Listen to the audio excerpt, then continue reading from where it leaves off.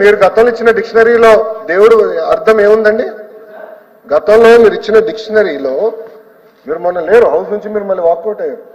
మొన్న మీరు డిక్షనరీలో మీరు మీ ప్రభుత్వం అధికారంలో ఉన్నప్పుడు డిక్షనరీలో దేవుడు అనే అర్థానికి ఆన్సర్ చదివారు సార్? ఒక్క నిమిషం sir, please answer my question. Please understand, please answer my question sir. Sir మీరు ఇచ్చిన డిక్షనరీలో ఇస్లాం గురించి మాట్లాడారు, దేవుడు అంటే ఇస్లాం గురించి మాట్లాడారు, ఇంకో పక్కన క్రిస్టియానిటీ గురించి మాట్లాడారు, హిందూ గురించి ఎక్కడ మాట్లాడలేదు అధ్యక్ష. మన ప్రభుత్వ అధికారంలోకి వచ్చిన తర్వాత దేవుడు అందరి వారు, ఇస్లాం అయి ఉండొచ్చు, క్రిస్టియన్ అయి ఉండొచ్చు, హిందూ అయి ఉండొచ్చు, అందరి వాడని మేము పెట్టాం అధ్యక్ష. మేము ఎక్కడా తీసేదే. సో దయచేసి నో అధ్యక్ష, అనవసరమైన కాంట్రవర్సీ రేపుతున్నారు తప్ప. ఒక్క నిమిషం అధ్యక్ష, in what way curriculum is related to the question? ఒక్క నిమిషం sir, in what way it is related to question? మీరు లేనిపోని కాంట్రవర్సీ లేవనెత్తదండి. ఆధారాలు ఉంటే మీరు బయట పెట్టండి, ఆధారాలు ఉంటే బయట పెట్టండి. సాఫ్రనైజేషన్ ఎక్కడ జరిగింది? మేము తీసుకొచ్చిన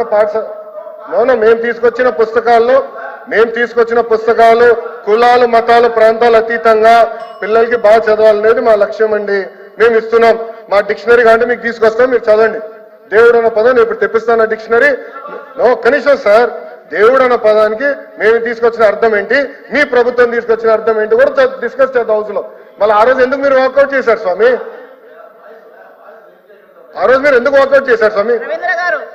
నాకు బాధ ఆవేదన ఉంటుంది సార్, నాకు బాధ ఆవేదన ఉంటుంది. మీరు హౌస్ ని తప్పుదారి పట్టించి మీరు 5 కోట్ల ఆంధ్రుల్ని తప్పుదారి పట్టిస్తే మేము కూర్చున్నాక సిద్ధంగా లేమండి, మేము కూర్చున్నాక సిద్ధంగా లేము. You withdraw that statement, I will sit, I have no problem. Saffronization జరగట్లేదు, I want be very clear. మేము సాఫ్రనైజేషన్ ఎక్కడ చేయట్లేదు. దేవుడికి మీరు ఇచ్చిన అర్థం ఏంటి, మేము ఇచ్చిన అర్థం ఏంటి చాలా స్పష్టంగా I'm ready to debate.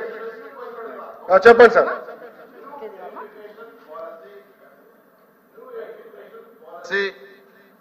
As denounced by the BJP government at the center, are you willing to accept it? Sir, ఒక్క నిమిషం. NEP, sir, education first is a concurrent subject. First అది తెలుసుకోవాలి మనం.